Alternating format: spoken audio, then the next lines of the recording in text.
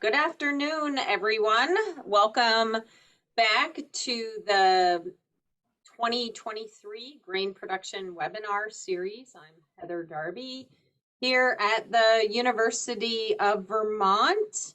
Back again this winter with the Northern Grain Growers Association to provide education and outreach on grains and also legumes. So we're excited to continue to offer all types of information to our growers here in the Northeast and beyond on grain. And today we have another information-packed webinar focused on reviving heritage grains. And we'll be hearing from many of the pioneers in that work, including Richard Roberts from the Seed Restoration Project, which we heard a little bit about yesterday, actually, from Amber with Maine Grains, and Don Lewis from Hive Heirloom Seed Project, and Bill McDorman from Heritage Grain Alliance, and all of those folks located in different parts or states in the U.S. and working on very similar goals and projects. So it will be exciting to hear from them. But I am going to turn this over right now to Sylvia DeVout, who is a board member with the Northern Grain Growers Association, and really on our board provides lots of leadership, but really passionate about reviving heritage grains in Vermont and beyond, and really was the driver for this webinar. So Sylvia, I'm going to turn it over to you. Thank you, Heather. Hi, everyone. It's wonderful to see all the participants that are here today. And we're particularly excited about having our three speakers today who are eminent and who have been important for many, many years in this incredibly important work of reviving heritage grains. My own journey with heritage grains started about 20 years ago. At that time, there was an amazing range of different places from which we could source seeds. There were individual seed savers through the Seed Savers Exchange.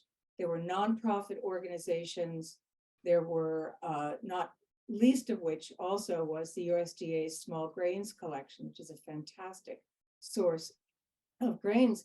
But what I discovered most recently is that there is now this inverse relationship between this rising tide of interest in heritage grains and the sources from which we can actually find seed of these valuable varieties. They're interesting, they have wonderful histories, they are adaptable under changing climate conditions.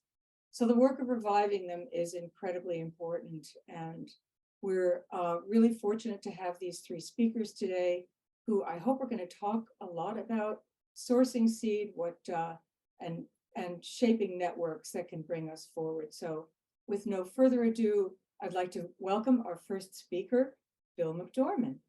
Thank you. Thank you, Sylvia. Thank you, Heather, for putting this on and all the backline work. I know this takes a lot of work, and Sylvia is one of my heroes. She's one of my inspirations. I've become a spelt head since I saw one of her lectures last weekend, and I'm deeply grateful for her. So I'm going to share my screen here. All right. So I've been inspired recently, and I don't know if this has gone around your circles, but I highly recommend Oceans of Grain. It puts a context around what we're doing. And I put a quote up there. I usually don't try to put too many words up on a screen, and I'm not going to read the whole thing, but the basic message is that what you are doing is the most fundamental, as he said, it's a fundament of civilization itself. And this book sort of relooks at world history and turns it upside down. It's not that empires build great grain growing regions. It's that when there are grain growing regions and the pathways that take those grains to ports so that they can be moved around, when that happens and those grains are allowed to flow, empires are grown. And as Catherine the Great did when she built Odessa in Ukraine. And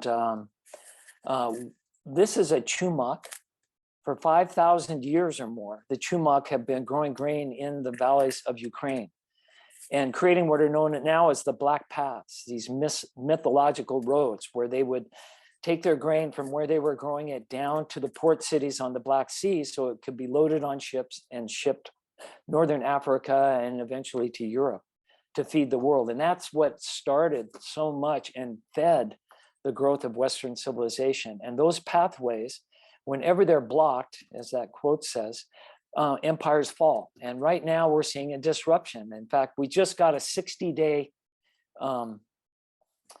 agreement. That's all we have. The world has a 60-day agreement to keep shipping grain out of the most rich grain growing region in the world. And make no mistake, if Russia is allowed to take over Ukraine, it will be self-reliant in its own food for its own empire for at least the next 100 years. And nobody really talks about the underlying grain part of this, but as Grainiacs, I thought you all should understand again, just maybe how important it is for us to build our local grain economies and how revered it's been for thousands of years.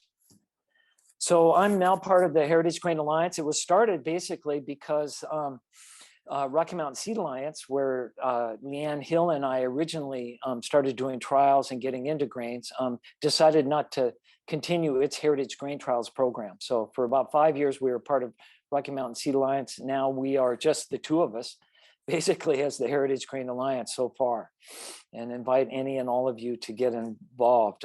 It was started because we needed seeds. We had been teaching seed schools, and I'll talk more about that. And out of that, students needed seeds. And so how do you organize that? How do you organize the trials? The people we were involved with did not want to do that or carry it on. And so Leanne and I rolled up our sleeves and did the hard work. And that's resulted in about 190 grain trialists and about 285 different grains that we have access to that we've been distributing. And it's all based around a really simple principle. We send seeds to anybody who wants them. And if and when they can, they'll grow them out, select the ones that they think will do best for them in the next year. And they're good enough to grow again.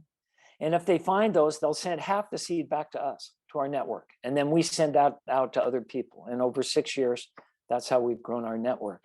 There's Leanne Hill in her field. Wouldn't have happened without her. She's an excellent organizer and does so much of the work. And she's the one who actually personally interfaced with a lot of our growers, especially around the world, has a working personal knowledge now of what will work where. And to begin to understand that knowledge, I think is really, really valuable. Central to our success, I think, is the software that ran our site. And we're just now getting this back up. And so we had self-fill-in forms. And we designed a lot of questions about getting people's experience and their interest in growing grain so that we knew right from the start. And then instantly, as soon as they hit the button, they could go to a directory page and see their little icon pop up with their information. And you can design this information around, whatever you want people to know. But that way, people, if they move to, say, Chicago, and there's somebody doing grain trials near Chicago, they could click on that little icon, see who it is, and then communicate with them directly. And that's what made it work. We had very low budget, very little energy going into this, and yet the network started to grow because the network itself could talk to each other. The software we used was called Civi CRM. It's a constituent management system that was actually started by the Howard Dean campaign, thank you, Vermont, when it was the first grassroots political fundraising campaign to use the internet. And they needed a way to keep track of everything. And so they wrote this open source program. So the program itself is free. There's about 1,000 nonprofits nationwide that use it. One of the first things we learned right away was that farmers don't make very good trialists with 50 seeds. And 50 seeds is about, or 5 grams is what we were getting in some of the samples of some of the really great grains, either being sent to us through the mail from Europe or from the USDA collection. And so when I sent 50 seeds of this really great spelt to Brett, she called me up and said, "Bill, I am so sorry. I planted them alongside my field and my tractor got over one row and I ran over the whole thing and it's gone." And so we said, well, you know, I sent her some more seed and eventually she persevered. But what we learned right away then is that maybe gardeners are better starting with small amounts, and they can give us the most essential information. Does a variety work well in that region? You only need a few plants sometimes to be able to tell that. So we started targeting on gardeners. And we had to overcome that myth that you need, you know, a 21-foot combine to grow grain. Nothing could be further from the truth. And actually, that's about the only tool that I have that I use to keep myself going. And so my experience was in a small regional seed company targeting gardeners. And so we started targeting those kinds of people with grains. We had Dr. Ralph Bush, who teaches at the Air Force Academy in Colorado Springs. He lives in the Black Forest. Just east of there, he grows all his own grain. He's a gardener. And he's the one who taught us that you can get about 7 loaves of bread. He does. This is a generalization from a 100-square-foot garden. All right, he makes all his own bread and cookies. He bakes cookies for the Air Force Academy graduates from grain that he's grown every year. He said, you got to ground those guys out somewhere. And when people, I'm trying to answer Sylvia's questions here for this webinar, when people come to us and say, well, how small or how big or what can I do? 1 pot, 1 plant. I have literally sent 1 einkorn seed to students living in a dorm. They planted it in a pot and grew it up and got about 150 seeds off the plant and sent 75 back to us. And then we pool those with other einkorn seeds coming back from all over, and bingo, we're on our way. I mean, it can be that way. And if you get somebody in a dorm growing 1 einkorn plant in a pot, some of those people go on to becoming larger scale grain growers. It's infectious. You just have to get people started. And we all know you can integrate your grains into your gardens. Thank you, Sylvia, for inspiring us for decades now to do that. It's just a wonderful, it's something that most American gardeners, there's 150 million American gardeners. It's the 2nd most popular outdoor hobby in America next to bird watching. This is what we should be doing. And so I learned in my small seed company, the way to get people really excited is blow their minds with diversity and color. And this is, you know, we're in the internet age, you can post these things. And so that's an untouched Apple, you know, iPhone photograph I took last May in my garden. I just walked out one morning and that was there and I snapped it. And so that gets people excited about grains. You can use those for cut flowers at your farmer's market, not just for making your own bread. And I think there's something primordial about the amber waves of grain feeling. This is my own yard again. And when I grew this bluebird durum, which is a 1,000-year-old variety of durum from Iraq, you know, I mean, there's just nothing that, it was just exciting and it got me hooked. This is when I fell in love with grain growing. And then stories, you got to tell good stories. This is Coachfield Rye. Steve Alston works for Gore Enterprises, drives to work every day in Flagstaff, Arizona, drove for a year literally by this fence. And he goes, that's rye. And the next year it was still there. Did research in the agricultural records 100 years ago. Old Coachfield was growing rye in that field. And so he named it Coachfield Rye. It has been growing, reseeding, and taking care of itself in Flagstaff, Arizona for 100 years. Without any intervention. Talk about low input farming. And it's starting to revert. You can see the colors of the seeds and the flavor is off the chart.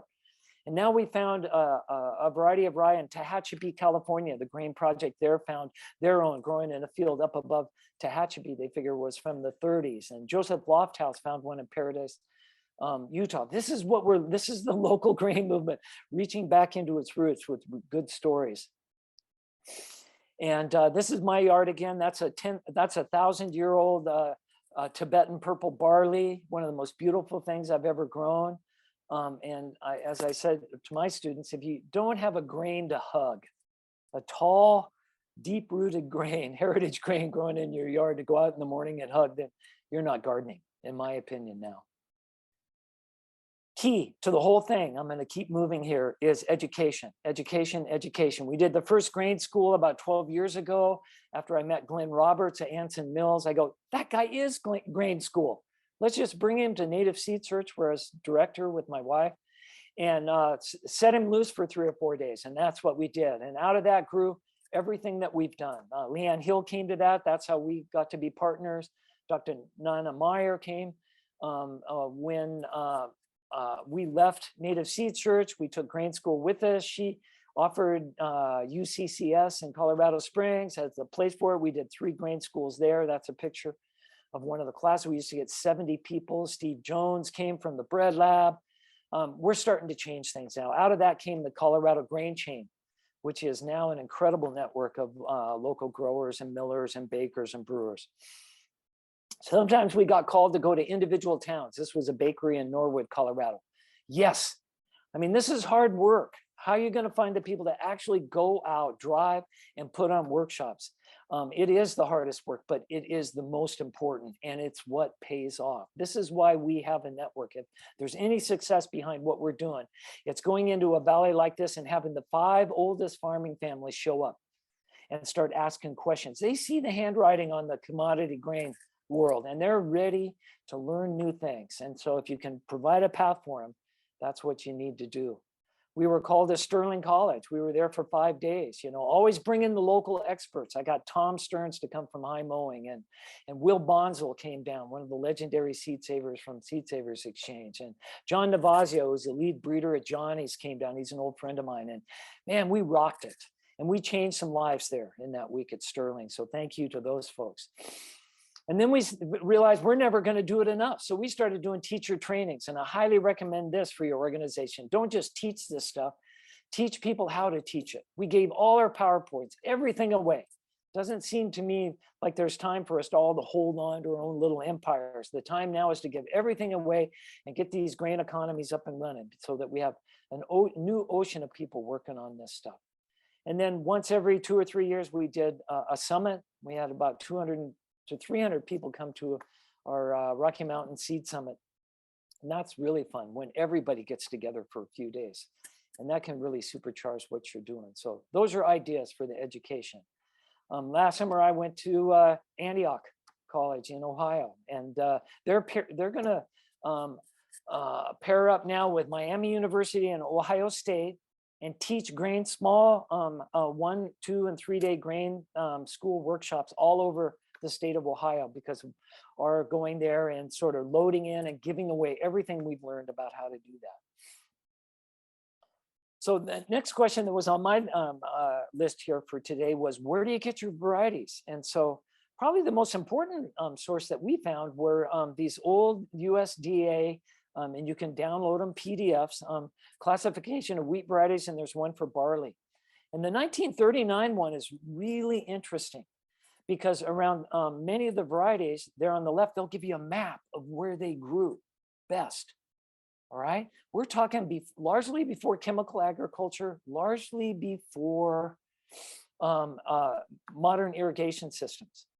And so that's what we're looking for: low input, non-chemical agriculture. Wow. And then they have lists of each state and the varieties that were being grown in those states, and then the acres. So there's your list of things to start with. We weren't starting over. We had a list to start from, right from the very beginning. And when we couldn't find them any other place from any other person doing it in our networks, we went to GRIN, as Sylvia talked about. And I just want to say something. If you go to this resource, which is supposed to be open to everybody, right now you'll hit a screen where there's an either or. It'll say either you're an individual or you're an organization or professional. Click professional, or they'll kick you right out. They don't have enough resources now to fill orders for individuals. And in fact, what they're trying to do, and this is what we found with Rocky Mountain Seed Alliance, is that they like organizations and like the Northern Grain Growers. You guys get an account and then pool all of your orders together and go to them once. And then that saves all that grassroots work from them, and they can just fill one order. And if you'll do that, I think you can still get your seeds out of there. And I'm on a committee now with Michael Haywood, who's head of all of the CGAR gene banks around the world's largest seed banks. And we're working on a protocol so that 155 million small farmers around the world can have easy access to all the seeds and all of these gene banks, including the USD collection in Colorado Springs. So the whole world is sort of waking up to the fact that grassroots is the way to go, and we need to find a way to get these seeds out. And then I'd just like to say thank you, Ellie Ragosa. She was a big help and gave us varieties in the beginning. Monica Spiller, Whole Grain Collection, thank you. These are my heroes along with Sylvia. And then one other point, go international if you can. We sent Leanne to the first International Conference of Wheat Land Races, which was in Bologna, Italy in 2018. And she made contacts with small growers and savers. They're just like us. They're greeniacs. They've caught the bug and they're all over the planet now. And it's really fun. And now we're constantly, I was emailing yesterday with Johannes from Switzerland. And largely we found that if you'll only put a few seeds in a packet, cover it with lots of other papered materials and put it in a business priority envelope, you can send seeds anywhere, back and forth all over. Those things are never tested or tried yet. And there's a vibrant international exchange going on. And so that just brings me back to the Alliance and you know, what we're doing. Diversity, diversity, diversity. Get as many different kinds of seeds in as many different hands as we can and find out what works where. All right. That was really what we were trying to do. And as I said, we ended up with about 285 different varieties on spreadsheets and stories. And we try to put down our original sources and then who was growing the seeds for them. And then people could download this for them. And then I finally set up a WooCommerce site so that people could actually order them and just make it easier. We ended up in those first years doing a trials manual. You know, so what do you try? We tried everything. I don't think we've even touched the diversity that might work in each of our regions yet. I don't think anybody ever did that. I think the whole grain thing in America took off because those same Ukrainians, the Chumak descendants, you know, were Mennonites, and they brought those varieties to the United States and they worked. And as soon as somebody found something that worked, they used it. But nobody's ever done systematic trials over 400,000 varieties of wheat or 800,000 varieties. So we want everything we can try. And so what do you say to gardeners? It sounds like overwhelming. Oh, do I have to keep like lodging and all these? No, first year, all you have to do is see if it works. And if it works well enough for you to grow it again, send us back some seed and we'll note that. And then the second year, you can start keeping track of more things. We tried to ease people into it, and that's what this trials manual was about. And so this was 10,000 varieties of wheat that Steve Jones grew at the Bread Lab. One year, people asked me if wheat crosses. No. Does barley cross? No. Does rice? As Steve said, even if he did find a cross in growing 10,000 varieties, you'd be able to see it in the next year if you grew it out in a straight line. You know, these things are so uniform usually. And out of 10,000 varieties, he picked 900 because he's trying to find the best bred wheat for the Skagit Valley. And they actually baked 900 little loaves of bread. So when I said, Steve, which ones do you pick? Which varieties did you choose? And he said, the ones that jumped up and shouted at me. He would get up early every morning and walk out. And if you've been walking in grain, you know which ones those are. You just go, oh my God, what are those things? And so I've got a WooCommerce site up, and we've got about 100 varieties up now for people to choose from. I asked $5.95 a packet. I tried to open this up to the general public. If you're a professional grower or you just want some, always email me a 1,000-year-old tradition. We never keep seeds from somebody who wants them, no matter if they can pay for it or not. The $5.95 largely just covers handling. We consider it a donation. And that's really where the Heritage Grain Alliance is now. We got a SARE grant to grow 20 of our most favorite varieties over the last 6 years, the ones that were most popular, to 20 pounds each for 2020. That was one of the goals we had. So we're scaling up. You know, you can take those 5 seeds and grow, or 50 seeds and grow a pound in 1 year. These are generalizations that we've learned. You can take that pound and grow enough for an acre.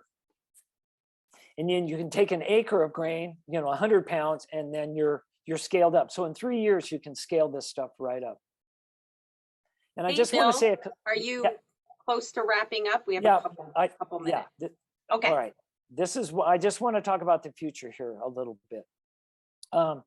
I think that we're going to have to shift gears, and that's what I'm trying to do now. And it came from John Shirk. If you've been involved with this, you've heard his name. He's been seminal in keeping varieties straight and then making sure everybody gets what they want. But he said, I don't think we should do that anymore. Not for climate change. I think what we're going to need to do is mix everything and just grow it as quickly as we can without trying to keep track of it, because we can do so much more. And so an example would be Occidental Arts and Ecology. They talked the USDA into getting 2,000 varieties of bread wheats mixed in a bag, just sent them several pounds, and they grew it out in one big field. And again, selection's the same. Just walk through and pick out those varieties that jump up and shout to you and replant those the next year. And inevitably in 3 or 4 years, you get down to 3 or 4 varieties. But guess what? Out of 2,000, you know those are the ones that work best where you are. That's what we're trying to find. I've been on the phone with Simmet. They have 800,000 accessions. We're trying to talk them into releasing tens of thousands of varieties of wheat so that we can Grex them, as we're calling it, and send them out to our network of hundreds of grassroots growers. They had no idea that was out there. It takes them 10 years to develop a new industrial variety. They don't have 10 years, in my opinion. And so in that 10 years, we could sift through hundreds of thousands of varieties on a grassroots level and find out which ones are the basis of a new local grain economy everywhere. And if you want to learn about the method, that's the book. Joseph Lofthouse wrote the book on it. And if I could say one thing to your organization, and or if you want to grow these kinds of networks, we're dealing with this now with we've been doing calls for a 1 million seed savers network. And what we've identified is that we're going to try to find the 5 myths that keep people from growing, say in this case, grains. What are the 5 things that people stumble on that keep them from doing it as gardeners? Then the 5 things that most inspire people to do it. And that's different for every region. Figure out what those are. And then once you do, teach 5 people what those are, and then charge them with teaching each of those people, teaching 5 more, and keep that going. And maybe in this way, we can grow this network. And if you can somehow come together with a place like Navdanya, I was there this fall, where young people, the young believers, I call them, the people that are just going out of college and traveling around the world can come and land for a week or 2 or months as interns and actually get their hands on these grains and start growing them and saving seeds the way they do at Navdanya, then I think that's the model for the future. So thank you very much. I'll just leave it at that. That's a picture from Poland in the 30s. Wow. That's an amazing photograph. Thank you so much, Bill. That was great. Okay, so I'm Richard Roberts from the Maine Grain Alliance, which is the nonprofit out of which Maine Grains, the grist mill in Skowhegan, grew out of this nonprofit. So we're known mostly for the kneading conference that happens in Skowhegan every year, Skowhegan, Maine. It's been going on since 2007. And about 250 people from around the country and the world come to Skowhegan to talk about baking bread. But in 2007, we decided to begin this the Seed Restoration Project. And we have right now, we have about 30 different varieties of grain growing on about 8 acres. So we have everything from small little plots, like for example, this place right here, you see on the screen was just a demonstration plot in front of the factory of Maine Wood Heat, which makes those wood-fired pizza ovens. And they've made that land available for us, and we grow things there. It's right on a main road in Skowhegan, so people come by and they can see this stuff growing there. And here's some examples of the plots that we have, to growing different varieties out. So we've been doing this since 2013. There's more of them right there. So we keep at it. We have a number of what we've done is we tried to expand the thing out, and our goal is to find varieties that like to grow in Maine's climate. And then we grow them out enough that we can then make them available for farmers, and we'll just give them to farmers. Usually what we do is ask them for a certain percentage back, and then we can share that out with other people too. But usually we get it large enough and then we can give it to a farmer, and then it's kind of, he's on his own with it. And then we start working on some other variety. So again, here's some more different varieties we have. As people were talking, Sylvia was asking a little bit more about frost seeding. What I've tried to do with a lot of these plots is undersow them with some kind of like a white clover. And that really helps with weed control. There's more of it right there. You can see down through the field. I don't know, there were probably 15 different varieties growing in this field. Here I am with one section. I was working on it, cutting this all with a little hand sickle. I saw the picture of the hand sickle that he showed earlier. I've got one that is serrated. That's my favorite one. I like the serrated one better than the smooth one. It seems to cut through the stalks a lot better. And then I found that I just, when I'm doing these, I gather them all up and, let them dry off on the stalks this way.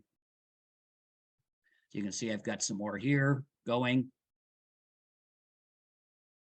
And then when I'm planting on my small amounts, what I've done is I've bolted together 2 earthway seeders so I can do 2 rows at a time. It helps with the plots.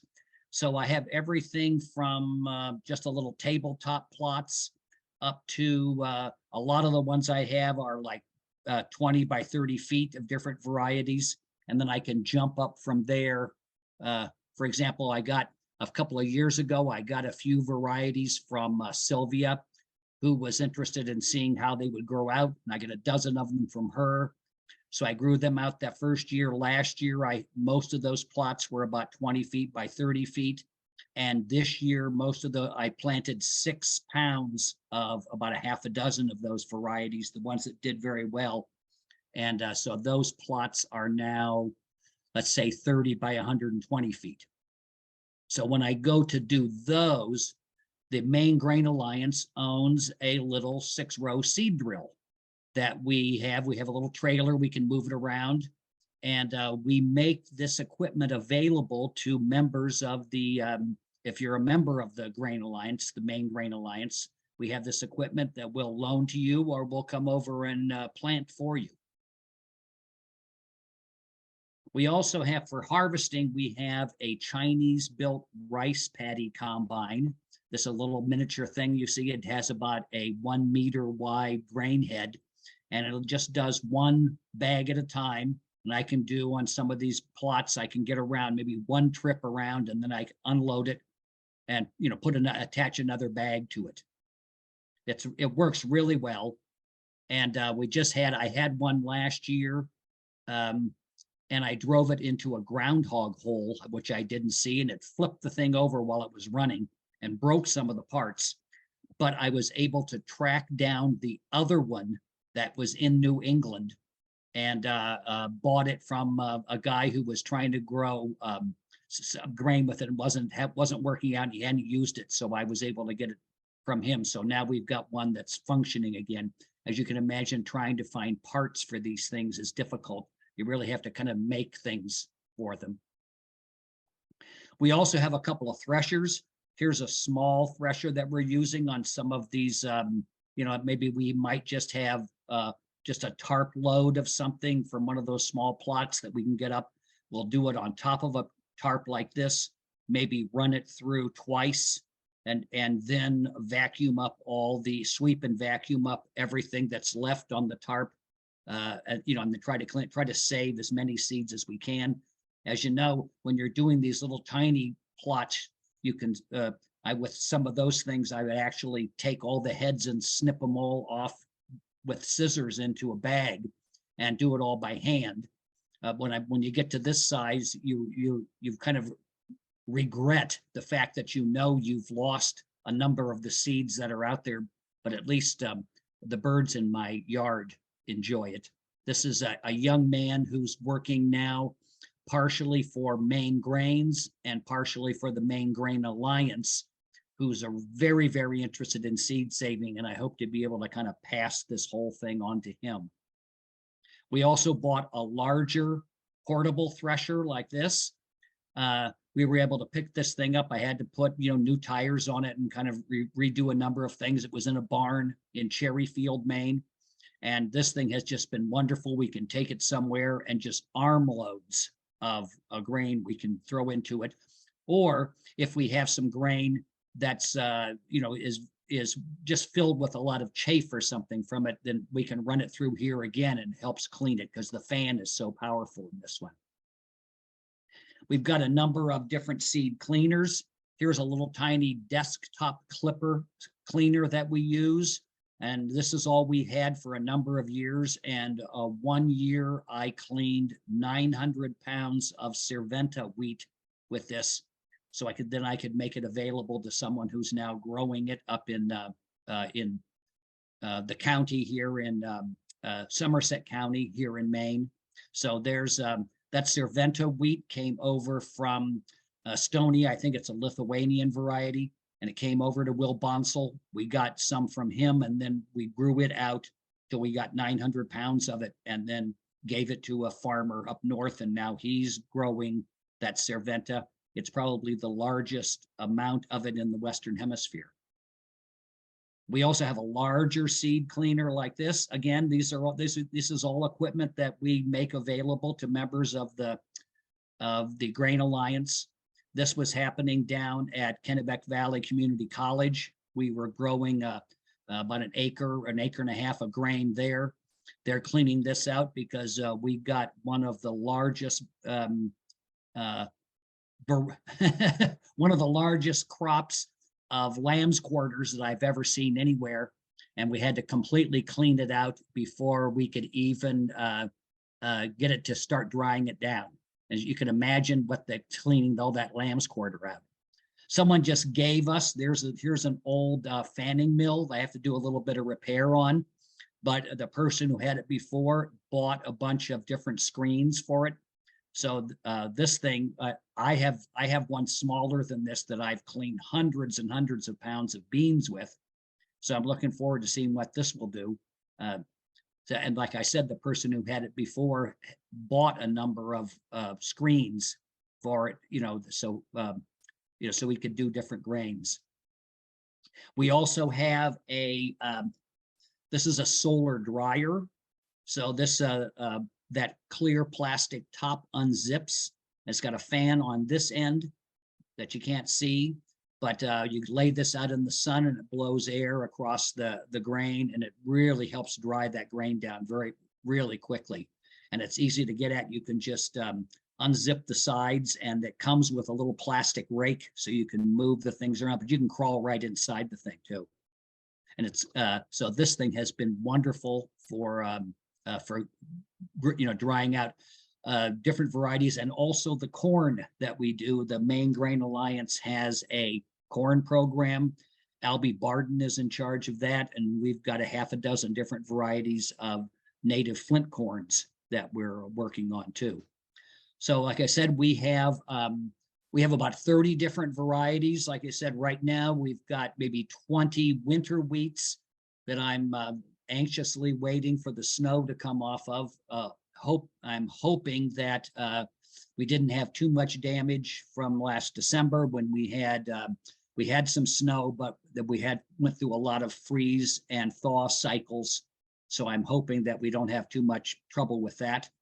I've got three different varieties of grain that I have an acre of each. One of them is a Banatka that I got from Eli Ragosa. Another one is a Poltavka, which is a Ukrainian that I got from her. And then Don, from one I got from you, that Harris soft wheat.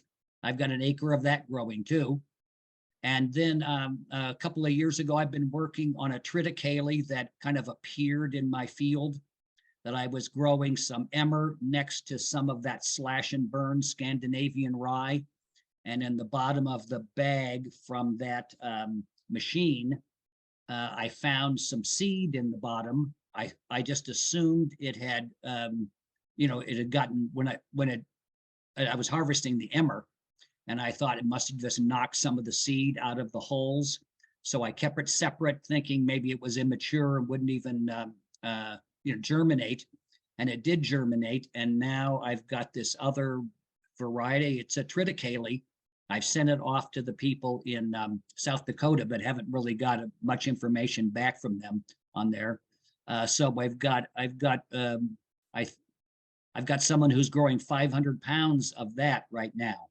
So what we do, the same thing with that Bill McDorman was talking about, is we make these grains available to people. We go to these different seed saving places and give them out.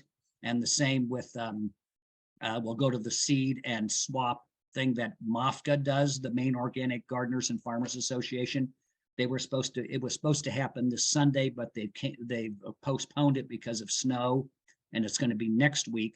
So we'll give away seed there, and also at the Common Ground Fair. And they also have we have an agricultural show here in Maine, and I always have grain available for anyone who wants to do it there. I usually just give it to people, and if they mail, if they pay, I just have them pay for postage. So luckily, our organization has been able to, the Maine Grain Alliance has been able to fund this program and then been able to get grants and stuff to keep us going. But, as it is with everybody else, money's always a problem. And so we're working on, our biggest expense really is people will make land available for us. We've got a couple of nonprofits in the area, the Somerset Woods Trustees, who have made a couple of different acres on land they have. And we've had farmers who have made stuff available and have plowed it themselves. And we just have to pay for amendments for lime and things like that, and then moving stuff around, harvesting and things. So we've been really lucky with the support we've had from local farmers and local nonprofits who like what we're doing. Maine is a great state for that. People really, the MOFGA and these other organizations are real big supporters of this kind of work. So we're really lucky here, I think. And we also, through the Maine Grain Alliance and Amber's work with Maine Grains, has created this network of people that are all supportive of each other: farmers, bakers, brewers, oven builders, that all come together. So I encourage all of you to keep in touch with the Maine Grain Alliance. You can look it up on there, or it's also under the Kneading Conference.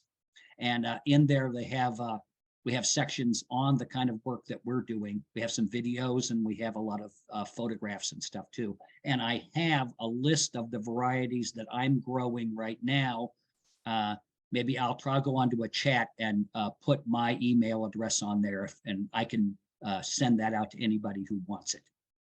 Okay, I guess I'm done. Sylvia? Great. Richard, thank you. That was really helpful. And there are a couple of questions here for you. We're wondering if Maine Grain Alliance is growing any spelt varieties. I have I've got a couple of different winter spelts, and then I also have a spring spelt that I got from friends in Denmark. I've got a couple of the spelts, a couple from Sylvia. The one that's doing the best is, now correct me, I'm just doing off the top of my head, Sylvia, is Gugasberg. That's the one that seems to have done the best. Boy, it's really taken off. And the one spring spelt, I'll have to look up here if I can go to my thing and find it. It's like just a traditional Danish spring spelt, and that has done great. It grows out past, up above any weeds of anything I've seen. And so that's one of the problems that I really like winter grains, because they get such a good head start on weeds.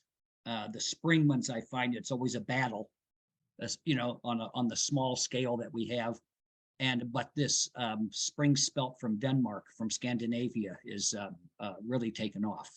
I know the speltists don't like spring spelts, but this one's been pretty successful. Interesting. And there was one other question about best practices for drying out in northern Vermont, where it is often wet. Oh yeah, how did I get out of there? I'm hitting the wrong thing.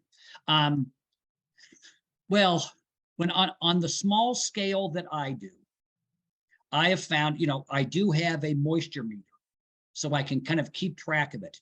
But I found that I will have to go out and lay a big tarp out on top of like my dry. I have an area with an asphalt section, and I'll actually lay them out there in the sun and dry them out, especially the ones that are spring varieties that I'm going to have to store over the winter.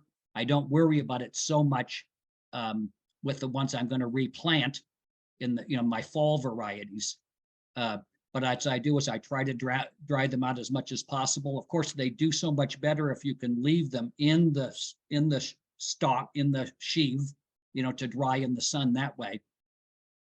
But that big solar dryer has been wonderful for the large amounts of grain that we have.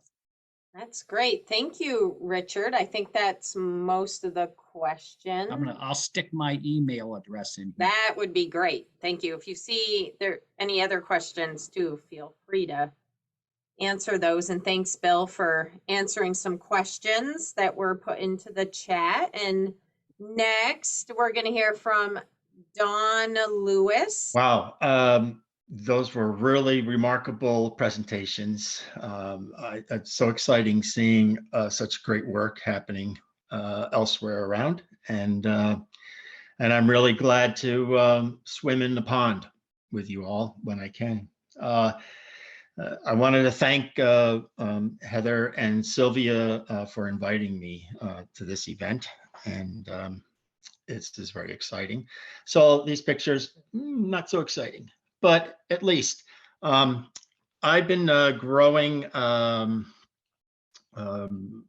my grain project for about 9 years or so now, seriously, and a few years of haphazard, trying to do things while running a milling operation and breeding chickens. I realized the benefits of a great team, and luckily, as I get older, and unfortunately, I'm able to do that now. I've collaborate with some very talented growers and small farmers and large farmers, and it's really made tremendous changes in what we're doing here. So I am focusing on a lot of heirloom grains, but also I call grains of stature, and they are grains that I bump into that are maybe selectively bred quite some time ago, but from really great land races, and were staples where they were produced, like, in the Ukraine or through Europe and all the way up into the north and down into Italy even. So that's been my drive, and I have been just focusing on the creating seeds that will survive here in the Hudson Valley, and getting them acclimated to this region. That has been the greatest challenge, and I believe it's the challenge anywhere you do this. Hudson Valley, we all have our challenges. Maine, Arizona, everybody has challenges. But anyway, the reality is you have to work within your region if you're trying to promote grains within the region, and that's been my focus. I've been selecting or fortunate enough to receive grains. Well, Sylvia has contributed grains, Richard,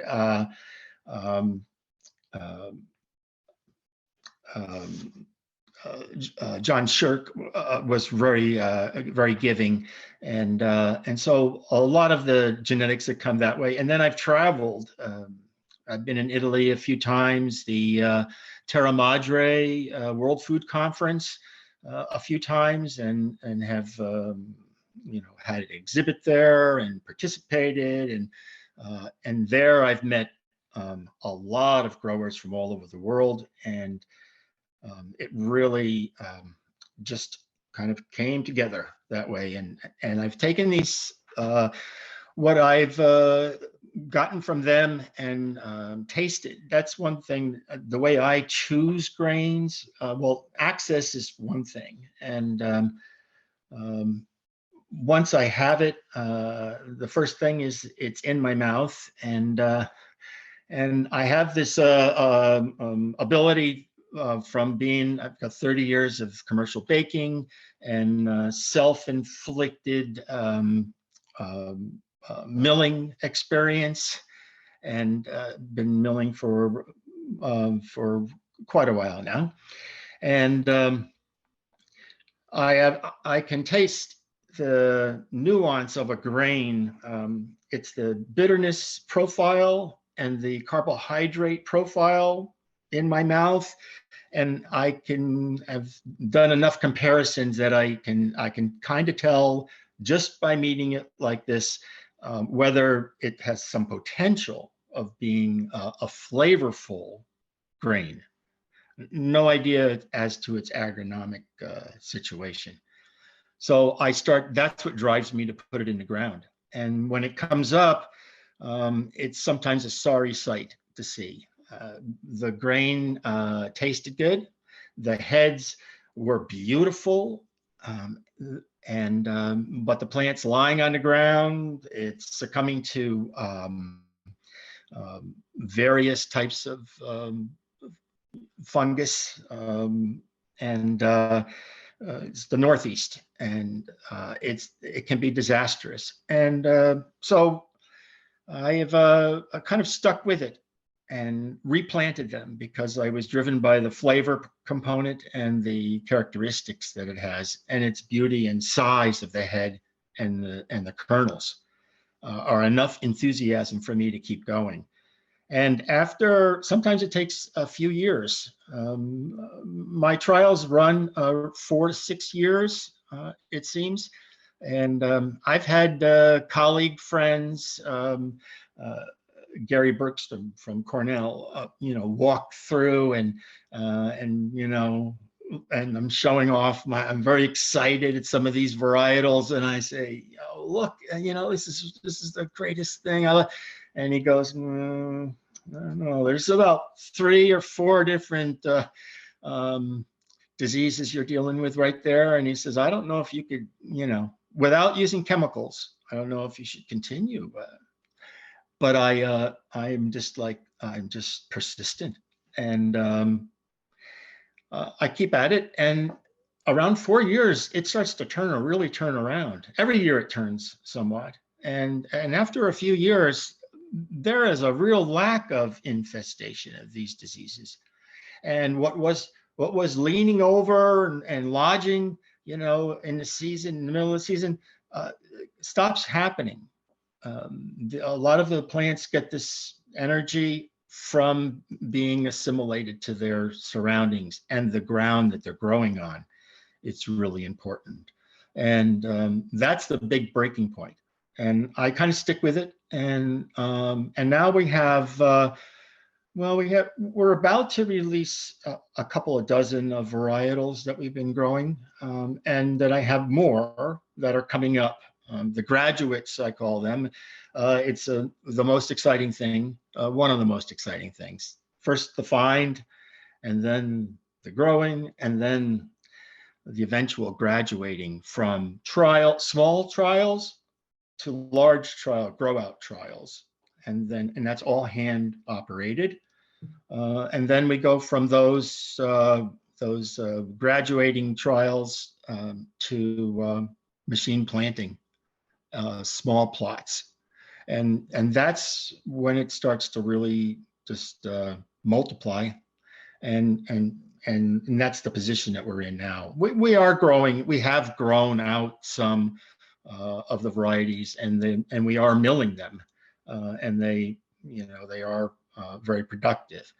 But I'm very excited about being able to release more varietals this year, collaborating with the Hudson Valley Seed Company here in Hudson Valley.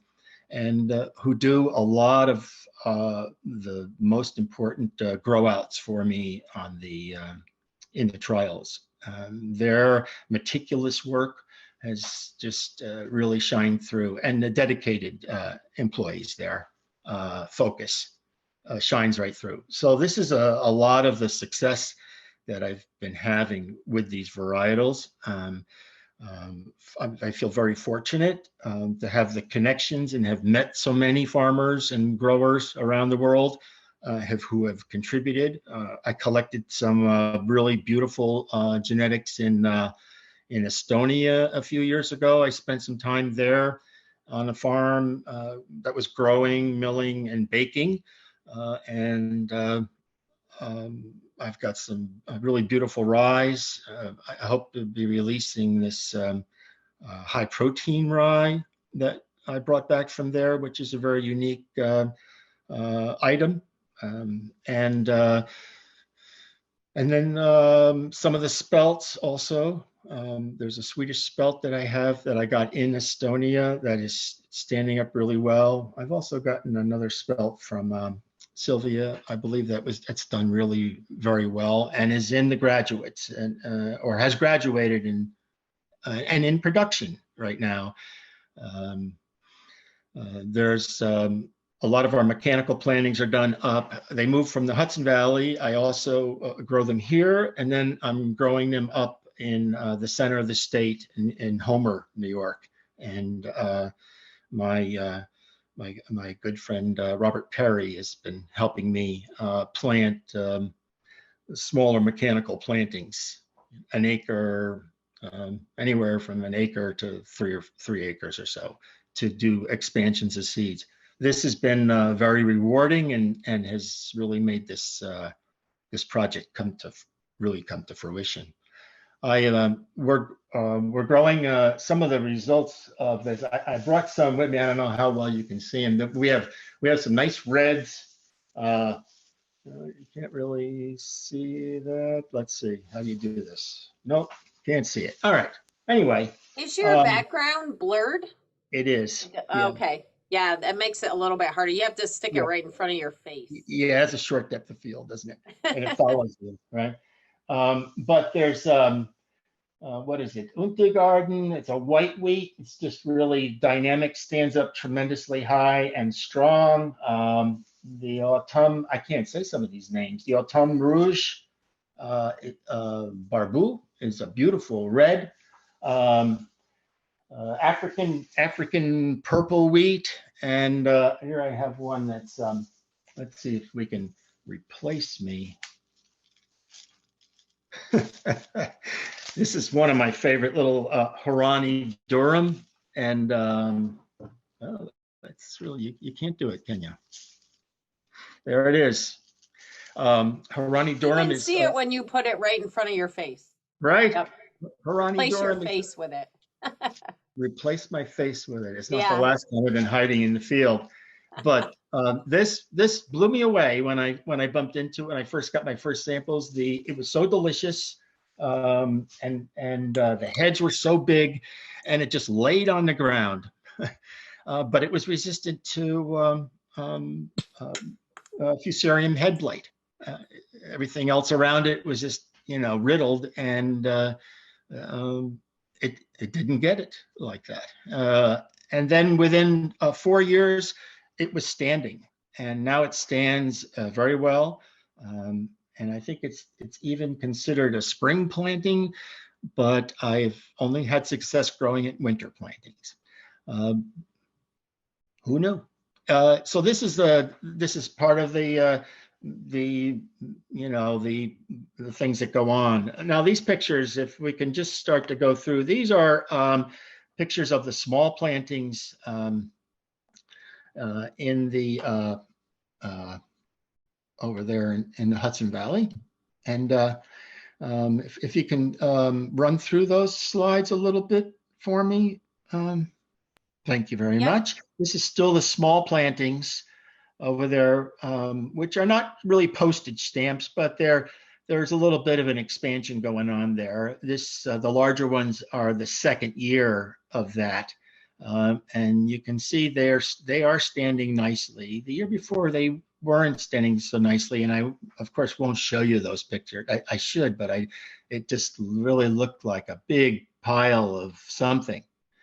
And I went through it, and I ended up just gathering handfuls of seeds out of there and replanting them, and this is the result. And they stood up beautifully. You can go to the next one. And this is all the small plantings on one part of their farm at Hudson Valley Seed. And then this is the graduate plantings that comes after 2 years or 3 sometimes in the smaller plots. And this is a long row that I had, I think, about four varietals in it. And this is I think it was in May or something like that of the year, and they're showing pretty nicely, April, May, and you can keep going with that. This is, we're going to walk down this path. It was, I forget how long it was. It was let's see, do I have that? No. No. I don't know how long they were, but you can kind of see they were very long and very productive. It's you can continue with that for me, please. That's a spelt growing right there. And then this is some of the, I think it was about a week before harvest. I was just, looking for finishing dates. There's one of the spelt, the Sylvia's spelt that I had gotten, a varietal I couldn't remember right now, and Sangasti rye on the other screen, and yes, and then well, I think there's the Harani Durham in the middle shot there. It could be, and you see some on the left that they're already coloring up, and then some were still very green. And so they ran later. It was a pretty exciting harvest there. You can continue. There's some more pictures of that. There's the harvest in motion.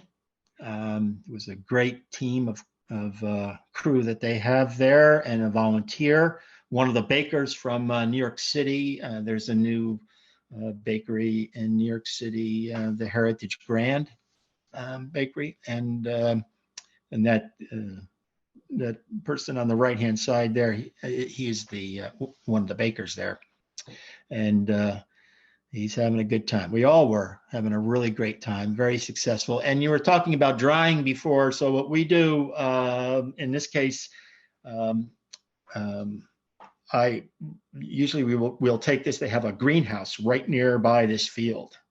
And it's got benches and shelving, large shelving above them, and all those shocks will go get transferred, carried up in there, and then placed in the greenhouse to dry off if they need it. And this last season they did, and so they spent about a week in there before I took them out and then started to thresh them. And there's more close-ups of it. That's that spelt again on the left there. Really did extremely well. Everything really did really well there. I don't know, is that the last one of those? I'm not sure. Might be. No, there we go. Yep. Still some more. And so that this is a very exciting thing for me to be able to bring these things out and then get them to market. This is one of the things that's lacking, one of the many things. And so I'm excited to start releasing more of those. It's a very exciting moments. Seeing these grow outs like this, that's the high on my excitement list. Harvesting and getting them moving out is really exciting. Finding the seed initially, I really love that. We have one variety, Fresinato, an Italian one, that one of my flower customers brought me from his village in Italy, and I forget what town that is, and it's growing very nicely. Before I go, I wanted to remember to do this. I have an experiment that I did trying to expand my grow out times and all. I bumped into, I don't know if I can do this again.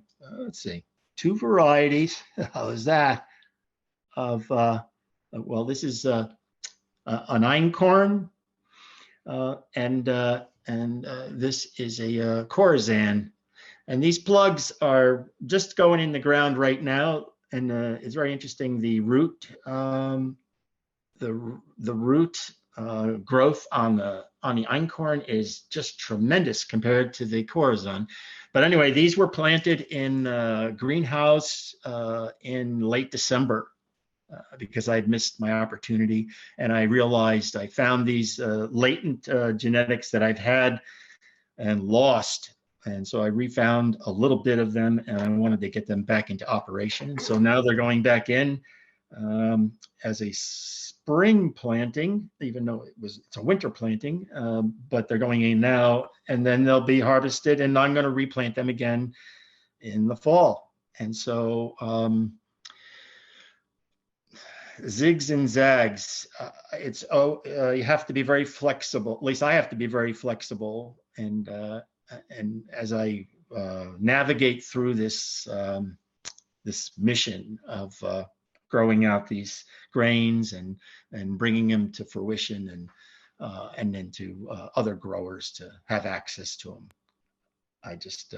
I love this, and I love being a part of a network like this because it's all really very exciting and rewarding. I'm looking forward to expanding in some ways. I'm in the process of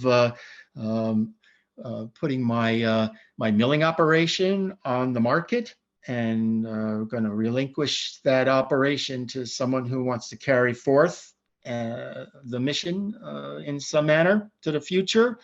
Very exciting, and that frees me up for expanding the seed project and keeping that flourishing, and working on that, and then some other things I really enjoy working on, forestry and things like that. But Heather, I want to thank you again for this opportunity. And I don't know if there's any questions at all out there for me. I think we have time for questions, and maybe you don't like this, Don, but you are spotlighted now. I have you really big on the screen, I think, at least on mine. So if you want to try to hold up those grains, maybe we could see them a little bit better. Now, I think if you put it actually in front of your face. There it is. Don't go too close. Okay, which one is that? This is the Harani Durham. And that has done well in New York. Now it has, yes. Okay. Yeah, exciting. And that my search for a Durham that you can grow in New York or in the Northeast is an ongoing thing. And I do expect to, I hope, but I do expect to conquer that mission sometime. And I think that might be it right there.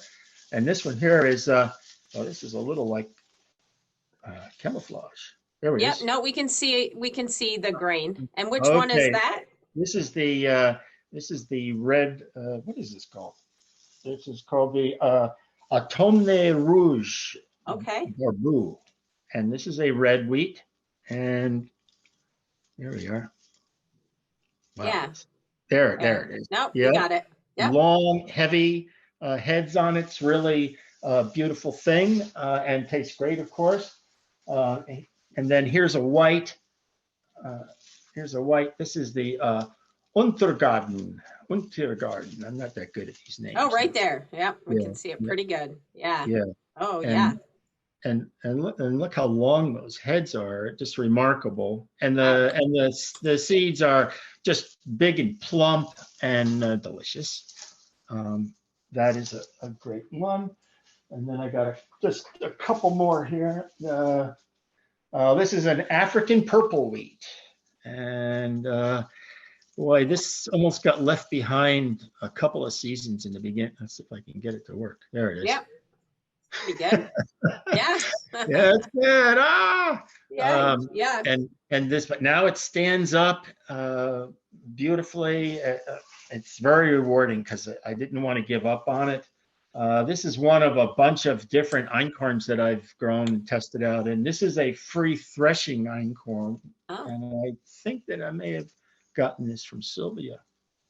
Where is it? There it is. Yeah. And it's a beautiful little thing. And it does have a loose hull to it. So it can be threshed with some convincing. And that's what I brought just for show and tell. Right. And Wow. so I wanted to give an opportunity to try to see if we could see those a little bit better. So Well, thank thanks. you for doing that again for us. yeah. Yeah, so there are a few more questions. So please, we do have about 10 minutes for questions. really? So yeah. I don't think that's I've ever great. So- finished early in any kind of a presentation. I know. I was watching you, Dawn. But no, yeah, you ended in plenty of time. So somebody is asking, did the December greenhouse plug planting go through a vernalization period of exposure to cold? Oh, definitely. Okay. Yeah. Yes. And Yes, they're hardened off. okay. Does anyone have experience with wild yeast for breads made from ancient grains? Is it better to use than commercial yeast? No. Well, I don't. You can use like if you use any of our flour from our mill, produces really pretty good ferments because it has this not natural inoculation of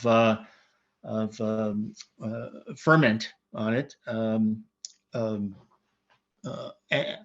Just like most fruits and that aren't sprayed and grains do. I think ancient grains, I don't think there's a contribution into the ferment from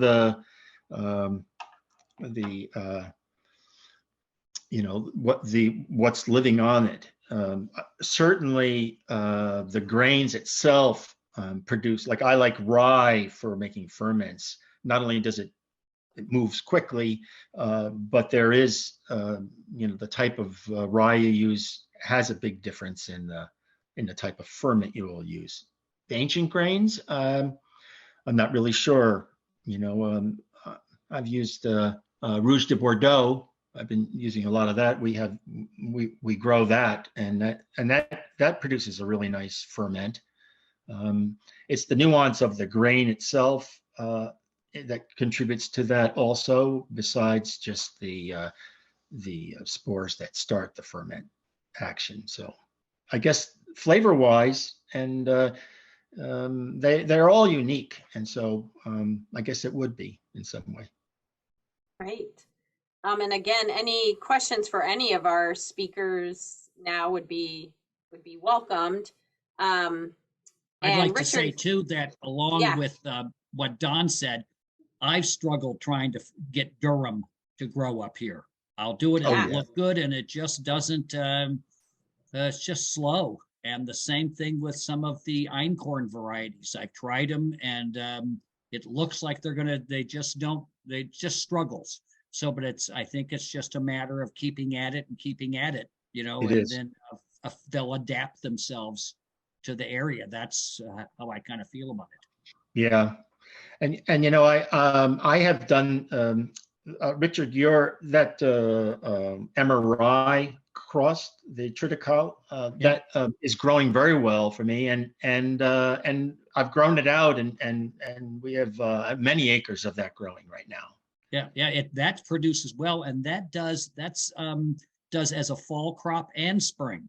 Yeah, You know, I can grow it in the spring too well too. And I've I've had done some it. people grow with that and they say it's great for, you know, it doesn't really produce much gluten, but it's great Right. for, you know, like it'd be for biscuits and cookies and shortbreads and things like that. Yes, but it has pretty good numbers. I've baked bread with it, Okay, and it does work. You have to handle it appropriately, yeah, okay. but it is There, delicious. I was I going to love say it. there's a question that's come up a couple of times, so thanks for retyping it. Somebody's asking about the variety banner wheat. Has it ever reappeared? I don't It have sounds any, I haven't familiar. seen it. It may sound familiar to me, but I don't know if it has. I've Anybody? never. Bill? I know the name, but I Yeah. haven't had any to be able to grow it. It's not in our network yet. If Hmm. somebody has it out there, let me know. That sounds Yeah. interesting. Okay. And then Todd is asking about work being done with, I believe cereal rye, but that is perennial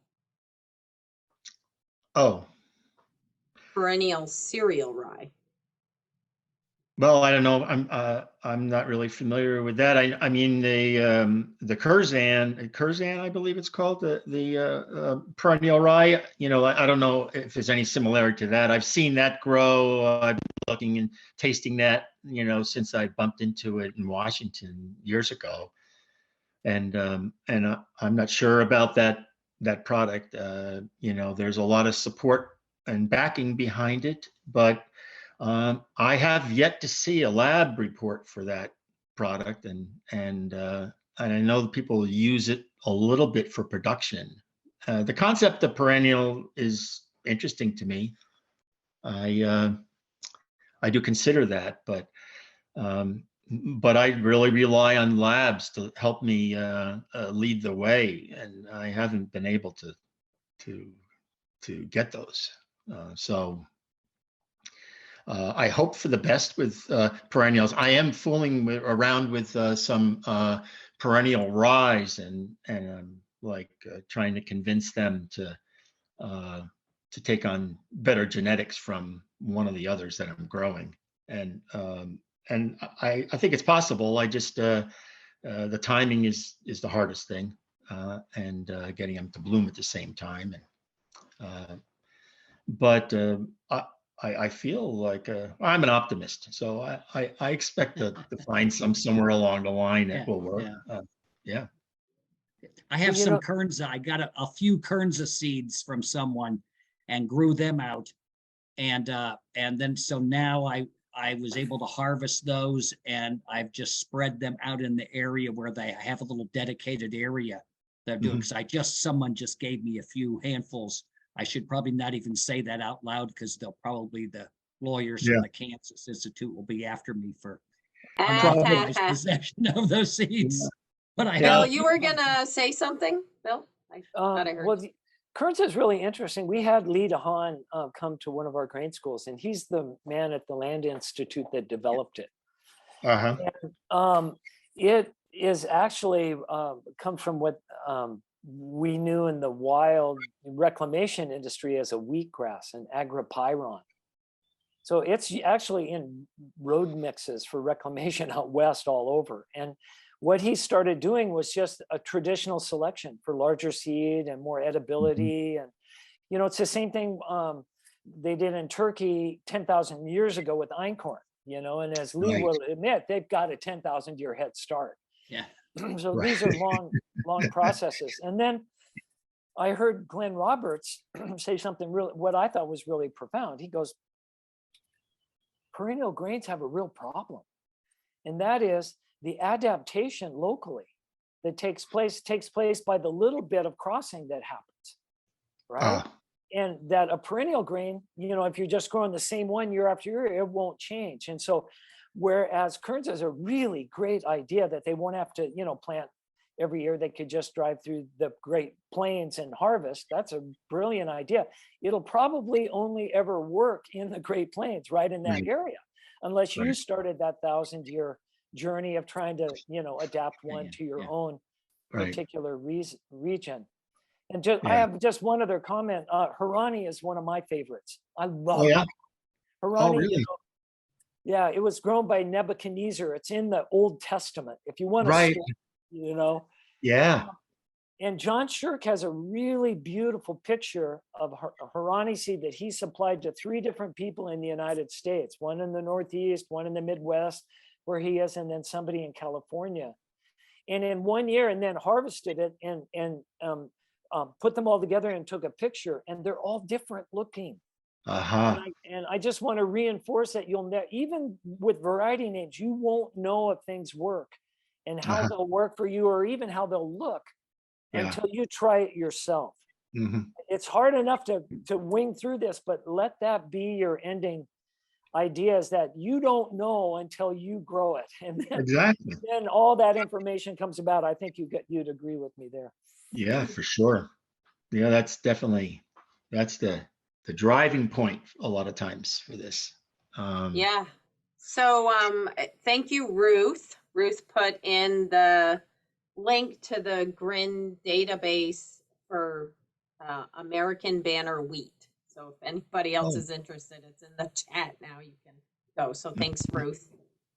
We do have 3 minutes left. So if there's any other questions or comments from our speakers or Sylvia, I heard your wonderful spelt talked about quite a bit, and Yeah. I think we all agree you've done such wonderful work. So, Well, I would love to just make a couple of comments. First of all, these are just fantastic presentations. So thank you so much to all of you. I've been growing Hurani for several years now. And interestingly, when I first got it, it had a lot of evidence of fusarium. And so I just high graded the seed every year, always picked the best, most disease-free seed and planted that every year. And it's now doing really well. And of course, I think we're all really interested in having a Northeast grown Durham. So I'm very interested in continuing to grow that and improve that. I've made pasta with it, and it makes fantastic pasta, very earthy flavor. It's a little darker than what you might get from a different wheat. But and I think that just also speaks to the degree to which these different grains perform differently in our different regions, or even different parts of our same region, in our different soils, under different microclimates. So I think that's another really powerful argument for trying many of these grains in different locations, even within one region. And Don, I was able to read the name of the spelt that you're growing, and it's Germany, and it is, and this also speaks to particular applications for some of these different grains. That's one that was specifically used for pretzel making. Right. So knowing that kind of thing about a grain in advance, it's fascinating, and it sort of gets us more invested, I think, too, in growing many of the different varieties. So, and I think the last thing I'd want to say is, yes, grow things out. This is something all of you have addressed. Grow things out over a longer period of time. It's very rare that a new variety will do well wherever you're growing it in the first year. You don't know where that seed was grown and under what conditions, and it needs time to adapt to wherever you are. So don't necessarily dismiss it as a possibility in the first year, just because it doesn't do very well. Grow it out over several years, observe it carefully. The other thing is, different grain grown in different years it'll look different. It'll have different appearance. It'll have different, it'll just do differently in different years. So it's very important to grow out several years in a row. So I think that's basically my contribution. well, great. We're right at 1:30. So I want to thank all of our speakers today. And I just got a message. Next year, we need to have all of you at our in-person conference, which sounds like a great idea. And I'm sure Sylvia will lead the charge on that breakout session. Although I'm not sure, Bill, if you want to come back from Mexico to Vermont in the middle of the winter, but maybe. I go where we're pulled, you know. This is Okay. so important. Well, So, yeah, I'd be honored. I would. Yeah, really well, be. it sounds like a plan. We have so much more to talk about. And I think in one of our last conferences, Sylvia and Ruth had started this wonderful seed exchange, and it kind of got cut short by the pandemic. So I think that sounds like a plan for next year, huh, Sylvia? Yes, it's the Heritage and Landrace Grain Network, and we are in the process of finding a new home for it. So please stay tuned for that, because that's going to also provide the opportunity for a fantastic network from people all over the world, really, for growing and sharing these wonderful heritage seeds.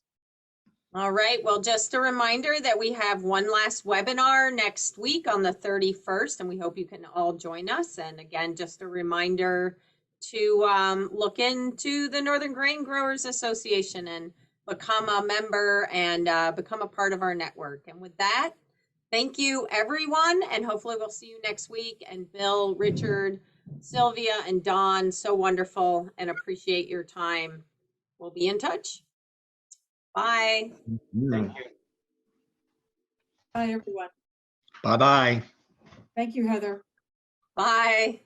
Thank you, Heather. Sylvia.